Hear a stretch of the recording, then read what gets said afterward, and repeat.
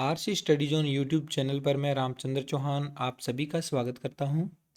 प्यारे बच्चों, आज इस वीडियो में हम एनसीईआरटी कक्षा 10 की गणित पाठ्यपुस्तक के अध्याय 8 त्रिकोणमिति का परिचय से आधारित प्रश्नावली 8.1 का पहला भाग करेंगे, जिसमें इस प्रश्नावली का प्रश्न नंबर 1 से लेकर 3 को सोल्व किया जाएगा। अध्याय 8 से संबंधित अगर आप कोई भी वीडियो देखना चाहते हैं तो इस वीडियो के डिस्क्रिप्शन बॉक्स में जाइए, वहाँ पर दिए गए लिंक पर क्लिक करके आप कोई भी वीडियो देख सकते हैं। इसके अलावा अगर आप चैनल पर नए हैं, चैनल को सब्सक्राइब नहीं कर रखा है तो चैनल सब्सक्राइब कर लीजिए, क्योंकि इस चैनल पर आपको आपकी बोर्ड परीक्षा से रिलेटेड कक्षा 10 के गणित विषय से संबंधित सभी महत्वपूर्ण वीडियोस और महत्वपूर्ण क्वेश्चंस के लिए जो अलग से मैंने वीडियो बनाने हैं वो भी आपको लगातार इस चैनल पर मिलते रहेंगे बोर्ड परीक्षा के मद्देनज़र। तो चैनल से जुड़ जाइए, चैनल को सब्सक्राइब करके बेल आइकन प्रेस कर दीजिए। आइए स्टार्ट कर लेते हैं। क्वेश्चन नंबर 1 करेंगे सबसे पहले इस प्रश्नावली का। क्वेश्चन नंबर 1 दिया हुआ है, त्रिभुज ABC में जिसका कोण B समकोण है और AB भुजा 24 सेंटीमीटर है, BC भुजा 7 सेंटीमीटर है, निम्नलिखित का मान ज्ञात कीजिए। इसमें दो प्रश्न दे दिए, पहला साइन A कोस A और दूसरा प्रश्न साइन C कोस C। हमें इनके मान ज्ञात करने हैं, तो उसके लिए हमें एक समकोण त्रिभुज दिया हुआ है और उसकी दो भुजाएं हमें ज्ञात है। ए बी भुजा 24 सेंटीमीटर है, बी सी भुजा 7 सेंटीमीटर है। तो इस त्रिभुज के अंदर तीन भुजाएं होती है, तो तीनों भुजाओं को ज्ञात करना जरूरी है। अगर हमें कोई भी त्रिकोणमितीय अनुपात ज्ञात करना है तो उसके लिए तीनों भुजाएं पता होनी चाहिए। तो पहले हम इसका एक डायग्राम बनाते हैं, फिर देखते हैं कि बाकी की जो भुजाएं हैं वो कैसे ज्ञात होगी, एक भुजा कैसे ज्ञात होगी, देख लेते हैं इसे। तो बच्चों आप देखिए, यह जो डायग्राम मैंने बनाया है समकोण त्रिभुज ABC, इसका B कोण समकोण है क्योंकि प्रश्न में B समकोण लिखा हुआ है, और बाकी की दो भुजाएं AB भुजा 24 सेंटीमीटर और BC भुजा 7 सेंटीमीटर प्रश्न के अकॉर्डिंग हमने बना ली। अब ये वाली भुजा हमें ज्ञात नहीं है, तो इस भुजा को ज्ञात करना है। तो एक चीज़ आपको पता होगा कि समकोण त्रिभुज के अंदर तीनों भुजाएं अलग अलग नाम से लिखी जा सकती है। जो 90 डिग्री का कोण बन रहा है उसके बिल्कुल सामने वाली भुजा क्या होती है, कर्ण होती है। इस भुजा का नाम क्या होता है, कर्ण। और बाकी की दो भुजाओं में से एक भुजा आधार होता है और दूसरा भुजा लंब होता है। ठीक है। अब त्रिकोणमिति में हम अपनी मर्जी से नहीं लिख सकते कि कौन सी भुजा आधार है, कौन सी भुजा लंब है। आपको बेसिक कॉन्सेप्ट वीडियो में बताया गया था कि जिस कोण के सापेक्ष हम त्रिकोणमितीय अनुपात ज्ञात कर रहे हैं, मान लो हम सी कोण के सापेक्ष ज्ञात कर रहे हैं, तो सी कोण के सम्मुख भुजा जो होगी वो लंब होगी और सी कोण के संगत जो भुजा होगी वो आधार होगी। और अगर ए भुजा के सापेक्ष कोण ज्ञात करना चाहते हैं, त्रिकोणमितीय अनुपात ज्ञात करना चाहते हैं, तो ए कोण के सापेक्ष जो सामने वाली जो भुजा होएगी एक कोण के सम्मुख भुजा, वह क्या हो जाएगी, लंब, और जो संगत भुजा है वह आधार हो जाएगी। ठीक है। इसी का उपयोग हमें आगे करना है। तो पहले आप त्रिकोणमितीय अनुपात में एक को तो कर्ण मान लो, ये वाली भुजा, और बाकी दोनों भुजाएं आप अपने अकॉर्डिंग एक को आधार और दूसरी को लंब मानोगे।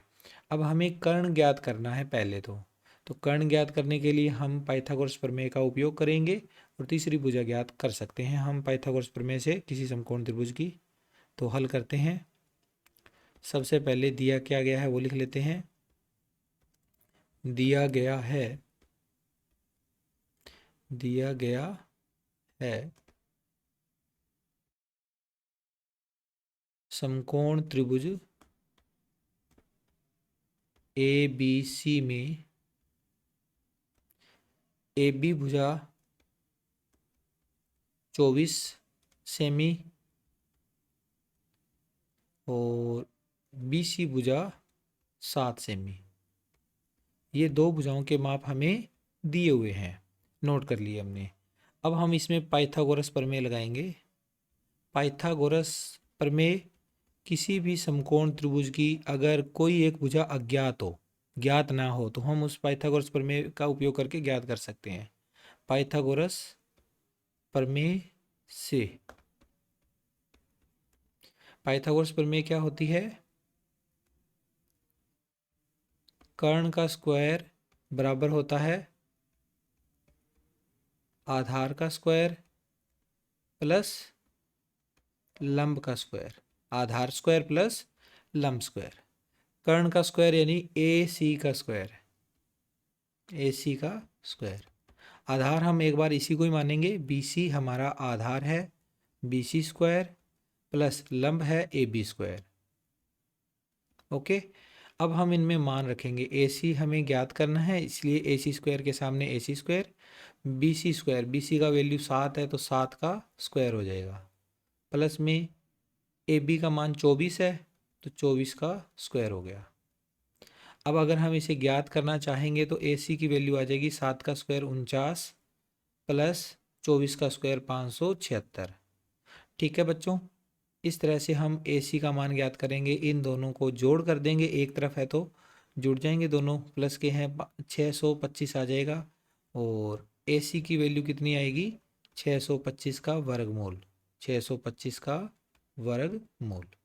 और आप सभी जानते हैं 625 का वर्गमूल कितना होता है 25 होता है, तो ए सी का मान आ गया 25 सेमी, ए सी का मान 25 सेमी।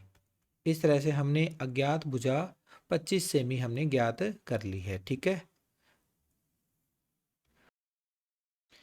अब हमारे पास तीनों भुजाएं हमें ज्ञात है, ए बी का मान भी पता है, बी सी का मान भी पता है और ए सी का मान भी पता है। अब समकोण त्रिभुज की तीनों भुजाएं ज्ञात होने के बाद हम कोई सा भी त्रिकोणमितीय अनुपात ज्ञात कर सकते हैं। तो आइए हम इसे आगे हल करें। तो बच्चों अब हम इसका जो पहला पार्ट है उसे सोल्व करते हैं, जहाँ पर हमें दो वैल्यू निकालनी है। एक तो निकालना है साइन ए और एक निकालना है कोस ए। इन दोनों का मान हमने ज्ञात करना है। तो इसके लिए मैंने आपको ये डायग्राम एक बार फिर से बना के यहाँ समझा दिया है। अब इस किसी भी त्रिकोणमितीय अनुपात को अगर आपने ज्ञात करना है तो एक कॉन्सेप्ट याद रखना है, लाल बटा कक्का। ठीक है, लाल बटा कक्का ये जो कॉन्सेप्ट है, इसके बेस पे हम कोई भी त्रिकोणमितीय अनुपात किसी त्रिभुज की सहायता से ज्ञात कर सकते हैं। अब आप इसमें देखो, हमारा जो पहला पार्ट है, अगर हम साइन ए ज्ञात करना चाहेंगे, साइन ए, तो साइन ए के लिए आप देखो, ये जो पहली वैल्यू होती है ये साइन होता है, ये कोस होता है, ये टेन होता है, साइन कोस टेन। फिर इन्हीं का उल्टा कर दो, साइन अपने टेन का उल्टा कोट, ये हो गया सेक और ये हो गया कोसेक।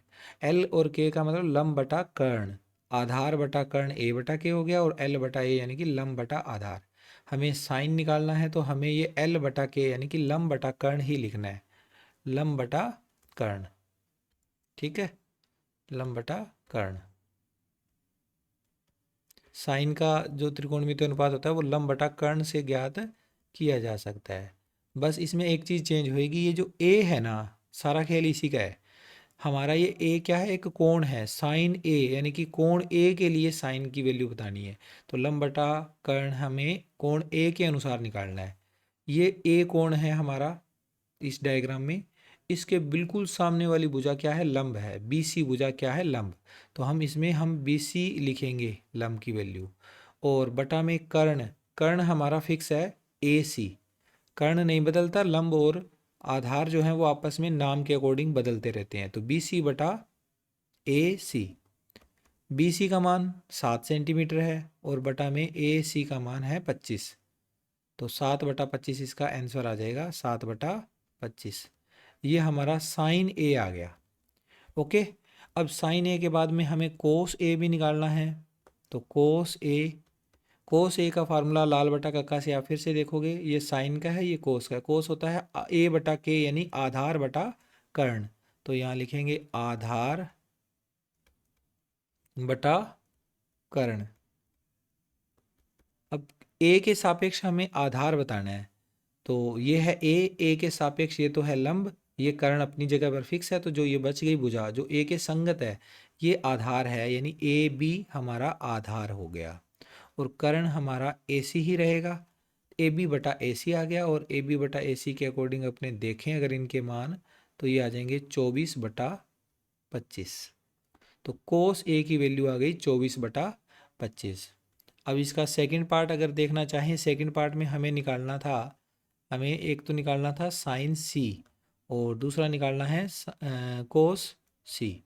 साइन सी और कोस सी का मान निकालना है। तो अब इस हमें यहाँ पर अगर साइन सी निकालना है तो फिर से हम लिखेंगे साइन सी। साइन का जो फार्मूला होता है वो तो वही रहेगा, लंब बटा कर्ण, लंब बटा कर्ण ही रहेगा। लेकिन अब यहाँ पर भुजाओं के मान बदल जाएंगे।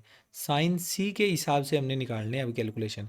साइन सी इस डायग्राम में देखो, ये रहा सी, तो सी के सामने वाली भुजा, ये भुजा अब लंब बन जाएगी, ये भुजा आधार बन जाएगी, कर्ण वही रहेगा। तो ये सी के लिए हम अगर लंब देखें तो सामने वाली भुजा ए बी हमारा लंब है, तो यहाँ लिख देंगे हमारा लंब कौन सा है, ए बी। तो ए बी बटा में आ जाएगा कर्ण यानी ए सी, ए बी बटा ए सी। तो साइन सी का मान आ गया 24 ए बी का मान, और 25 है ए सी का मान, 24/25। ठीक है। और लास्ट इसके अंदर हम कोस सी निकालेंगे। कोस सी फिर से हम लिखेंगे आधार बटा कर्ण। आधार बटा कर्ण होता है फार्मूला कोस का, हमने फार्मूला अप्लाई करना है कोण सी के लिए। सी का आधार कौन होगा, सी के सामने वाली भुजा लंब, तो और ये वाली भुजा आधार यानी बी सी। बी सी आधार है, कर्ण ए सी है, बी सी बटा ए सी। तो इसके लिए हम अब आगे लिख देंगे इनके मान, 7 बटा ए सी का मान 25। तो ये 7/25 आ गया। ठीक है बच्चों, नोट कर लीजिए इसे अपनी कॉपी में। इसके बाद दूसरा प्रश्न देखो, आकृति 8.13 में 10p माइनस कोट आर का मान ज्ञात कीजिए। इस आकृति में हमें 10p माइनस कोट आर का मान ज्ञात करना है। तो उसके लिए आप ये पहले देखो, ये एक समकोण त्रिभुज है जिसका क्यू कोण समकोण है, और पी क्यू भुजा हमें दे रखी है 12 सेंटीमीटर, पी आर भुजा 13 सेंटीमीटर। तो तीसरी भुजा जो हमें ज्ञात नहीं है, पहले हमें उस भुजा को ज्ञात करना है पाइथागोरस प्रमेय से। तो तीसरी भुजा को ज्ञात करेंगे। शुरुआत करते हैं सवाल की हल करने की। तो वो पहले जो दिया गया है वो लिख लेते हैं। दिया गया है,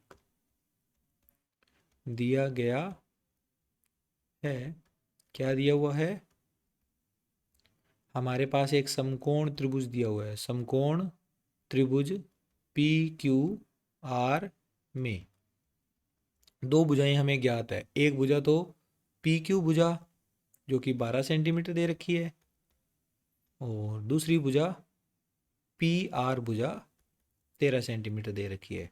दोनों भुजाओं के हमने माप नोट कर लिए। अब हम लिखेंगे पाइथागोरस प्रमेय। तो उससे हम अज्ञात भुजा जो है ज्ञात कर लेंगे पाइथागोरस प्रमेय से। पाइथागोरस प्रमेय से, पाइथागोरस प्रमेय होती है कि कर्ण का स्क्वायर ज्ञात करना हो तो हम लिखते होते हैं इसका फार्मूला, कर्ण स्क्वायर बराबर आधार का स्क्वायर प्लस लंब का स्क्वायर।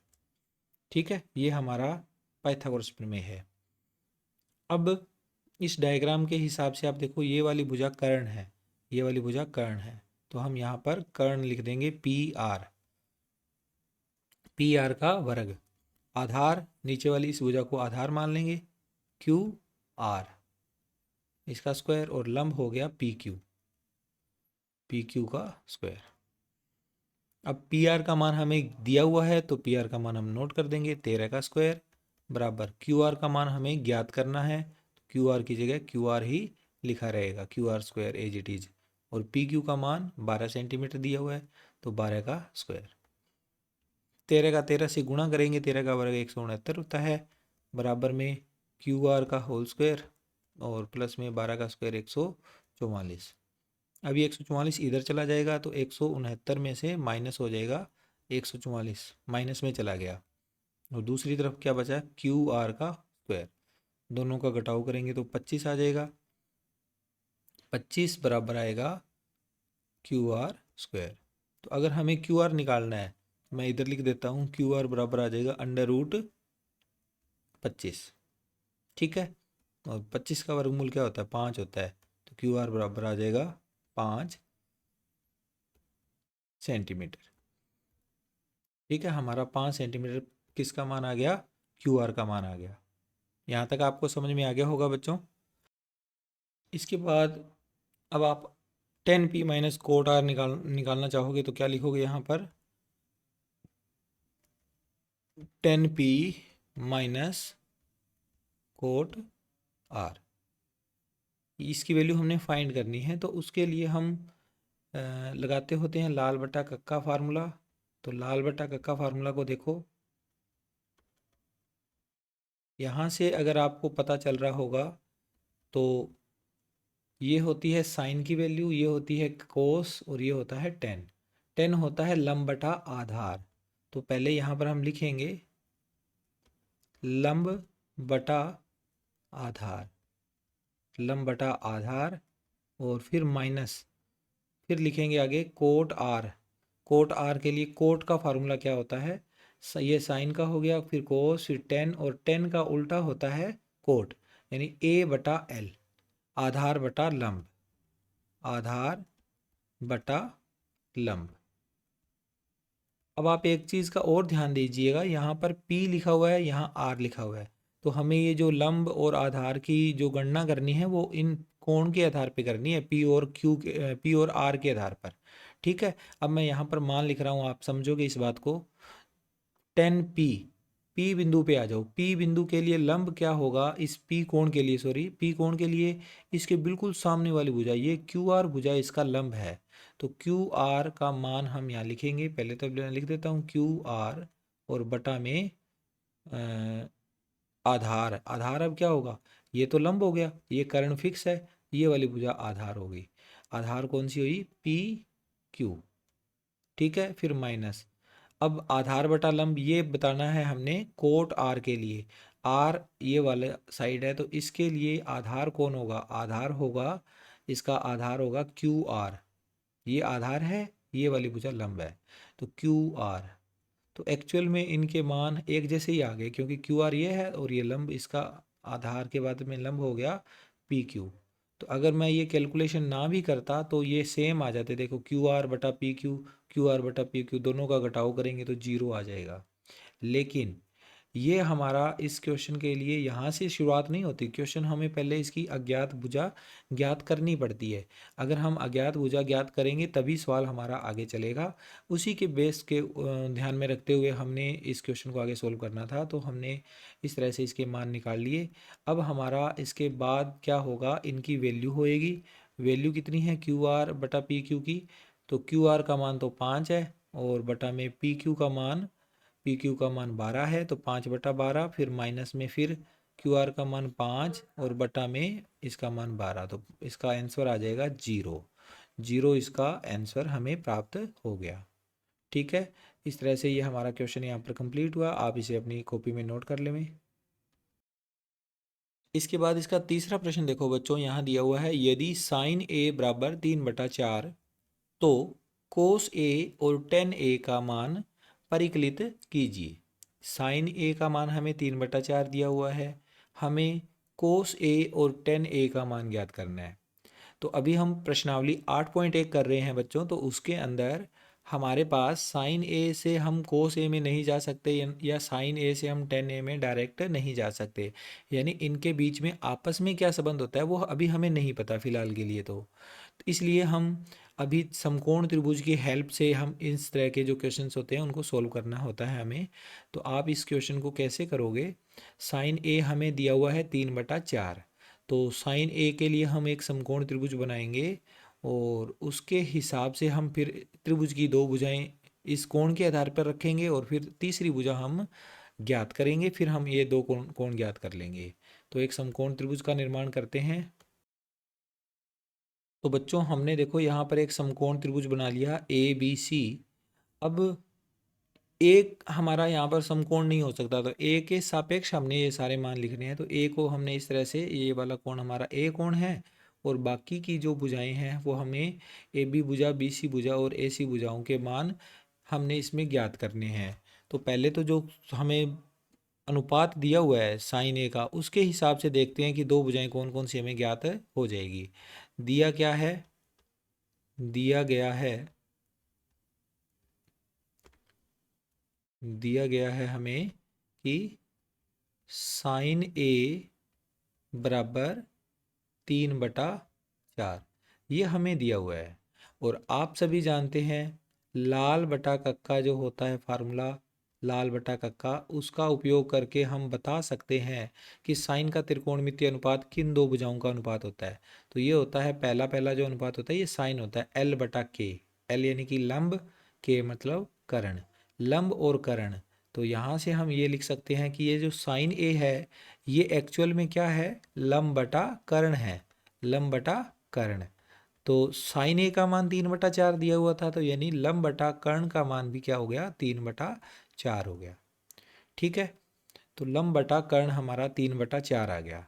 अब आप ये देखो लंब बटा कर्ण का मतलब क्या हुआ, लंब और कर्ण का अनुपात 3/4 है। तो एक्चुअल में यहाँ पर जो ये वैल्यू है 3/4 आपको दिख रही है, ये हो सकता था कि ये 6/8 हो, तो कटने के बाद में ये 3/4 बन गई, या हो सकता है कि 9/12 हो, यानी कि इसके गुणा में कुछ ना कुछ नंबर रहा होगा। लेकिन जब अनुपात निकालते हैं तो जो इसको हम सरलतम रूप में लिखते हैं कि आगे ये कट ना पाए, ये 30/40 भी हो सकता था कि लंब का मान 30 है और कर्ण का मान 40 है, तो 10 के पहाड़े से ये कटने के बाद में 3/4 बन गई, यानी इसके गुणा में कोई भी एक अंक रहा होगा। तो हम इसके अनुसार हम इसके गुणा में कोई अचर पद हम अपनी तरफ से लगाएंगे, गुणांक लगा देंगे कोई भी, ताकि हम इन भुजाओं को मान सकें। तो हम यहाँ पर देखो मानेंगे इनको, माना लंब, लंब हमारे पास कितना है, 3 है, तो हम 3 ना मानकर उसको 3 के मान लेंगे, 3 के। और कर्ण कितना मानेंगे, कर्ण को मान लेंगे, कर्ण के सामने हमारे 4 लिखा हुआ है, तो इसका मान मानेंगे 4 के। अच्छा ये ध्यान रखना है, यहाँ के माना है तो यहाँ भी के माना है, क्योंकि दो संख्याएं जब एक दूसरे को काटते हैं तो एक ही अंक से काटते हैं, तो हमने इसको के से काटा है। इसके गुणा में भी के था, कुछ भी है के का मान, 4 के गुणा में भी के है, के की वैल्यू हमें अभी फिलहाल पता नहीं है। तो 3 के और 4 के हमने इनको मान लिया। तो लंब कौन सी भुजा होगी, इस ए कोण के सामने वाली भुजा, ये भुजा लंब है, तो इसका मान तो हो गया 3 के, और कर्ण हो गई ये वाली भुजा 4 के। दोनों भुजाएं हमें पता चल गई। अब तीसरी भुजा, इसमें आधार नहीं पता, तो हम पाइथागोरस प्रमेय का उपयोग करेंगे। पहले हम लिखेंगे यहाँ पर पाइथागोरस प्रमेय, पाइथागोरस प्रमेय से, पाइथागोरस प्रमेय से। पाइथागोरस प्रमेय होती है, दो भुजाएं अगर ज्ञात हो किसी समकोण त्रिभुज की, तो तीसरी भुजा को ज्ञात करने के लिए हम इसका उपयोग ज़्यादातर करते होते हैं। तो कर्ण स्क्वायर बराबर आधार स्क्वायर प्लस लंब स्क्वायर। कर्ण का स्क्वायर, कर्ण हमारे पास है AC, तो AC का स्क्वायर। आधार कौन सी है, ये AB भुजा, और लंब हम मानते होते हैं, जो खड़ी वाली भुजा है उसको मानते होते हैं BC। ठीक है, जब त्रिकोणमितीय अनुपात ज्ञात करेंगे तो हम इसको आधार और इसको लंब ये मानना जरूरी नहीं है, हमें कोण के आधार पे इनको मानना होता है। ठीक है, तो हम अब यहाँ पर AC का मान रख देंगे 4K का होल स्क्वायर, 4K का होल स्क्वायर। AB हमें पता नहीं है, ज्ञात करनी है AB भुजा, तो AB स्क्वायर आ गया। BC का मान हमें पता है, BC स्क्वायर की वैल्यू हम निकालेंगे, तो BC का मान 3K है, तो 3K का होल स्क्वायर हो गया। अब 4K का होल स्क्वायर, इसका तात्पर्य क्या होता है, 4K का 4K से गुणा। अगर हम 4K का 4K से गुणा करते हैं तो क्या आएगा बच्चों, 4K का 4K से गुणा, 4 का 4 से गुणा 16, और K का K से गुणा K स्क्वायर, 16K स्क्वायर इसका आंसर आ जाएगा। ठीक है, तो यहाँ पर आएगा हमारे पास 16K स्क्वायर बराबर में AB स्क्वायर प्लस 3K का होल स्क्वायर है, तो 3K का होल स्क्वायर खोल लेंगे तो 3 का स्क्वायर तो 9 होता है, और आगे K स्क्वायर लग जाएगा, 9K स्क्वायर। अब ये 9K स्क्वायर इधर आएगा 16K स्क्वायर वाली तरफ, तो 16K square minus 9K square, तो ये बच जाएगा अपने पास बराबर में AB का स्क्वायर। 16K स्क्वायर में से 9K स्क्वायर माइनस करेंगे तो 7K स्क्वायर बचेगा, 7K स्क्वायर। तो इस तरह से 7K स्क्वायर हमारे पास आ गया बराबर में AB स्क्वायर। तो अगर मैं AB का मान निकालना चाहूँ तो AB का मान आ जाएगा अंडर रूट में 7K स्क्वायर, और यहाँ से अगर AB निकालें तो आपको पता ही है बच्चों की 7 का वर्गमूल तो हम निकाल नहीं सकते, तो अंडर रूट में 7 रहेगा, और इसके बाहर क्या है, K स्क्वायर है, ये बाहर आ जाएगा, K बन जाएगा, यानी AB की वैल्यू आ गई अंडर रूट 7K, ये हमारे पास वैल्यू आ गई अंडर रूट 7, और K इसके गुणा में है। ठीक है, तो इस तरह से हमने तीनों भुजाएं इसकी ज्ञात कर ली। इसके आगे एक सेमी शब्द और लगा देते हैं, ये हमारा तीसरी भुजा आ गई। चलो सेमी रहने देते हैं हम, इसके अलावा भी हम यहाँ पर अगर सेमी लिख भी देते तो कोई दिक्कत नहीं थी, इसके आगे लिख ही देते हैं यहाँ पर सेमी, या मात्रक वगैरह जो भी कुछ लिखना था वो हम लिख सकते थे। मात्रक भी लिख सकते हो आप, इकाई भी लिख सकते हो। अब आपको यहाँ पर इसकी तीनों भुजाएं ज्ञात हो गई। अब हमें इसका कोस ए और टेन ए, दो भुजाएं हमने ज्ञात, दो त्रिकोणमितीय अनुपात इसके ज्ञात करने हैं। तो आइए इसको ज्ञात करें। तो बच्चों पहले हम ज्ञात करते हैं इसमें कोस ए। कोस ए फिर से आपको पता होना चाहिए कोस ए का मतलब क्या होगा, लाल बटा कक्का से देख लो आप एक बार फिर से, इसको अच्छे से याद कर लेना बच्चों सॉरी। तो लाल बटा कक्का में हमारे पास हम कोई भी त्रिकोणमितीय अनुपात ज्ञात करने के लिए हम लाल बटा कक्का फार्मूले का उपयोग करते होते हैं। अब यहाँ पर आप ये देखो कि कोस का मान निकालना है, तो ये पहली वैल्यू साइन की होती है, एल बटा के, ए बटा के होता है कोस, ए बटा के यानी आधार बटा कर्ण। तो कोस की आगे हम लिख देंगे आधार बटा में कर्ण, आधार बटा कर्ण। अब आप इसमें देखो आधार क्या होगा, आधार होगा हमारे पास ए के सापेक्ष देखना है हमने, इस कोण ए के सापेक्ष, पहली बात इसी का ही ध्यान रखना है आपने, गलती मत करना। ए का मान ये रहा, ए के सापेक्ष ये वाली भुजा लंब, ये वाली भुजा आधार। कर्ण तो इसमें फिक्स है, कर्ण तो ये वाला होगा, तिरछी भुजा है जो 90 डिग्री का कोण बन रहा है उसके बिल्कुल सामने वाली भुजा, ये कर्ण है। आधार और जो लंब होते हैं वो आपस में कोण के हिसाब से बदलते रहते हैं। कोण ए के लिए आधार तो ये है, लंब ये है, और कोण सी के लिए आधार ये वाली भुजा है और लंब इसके सामने वाली भुजा है।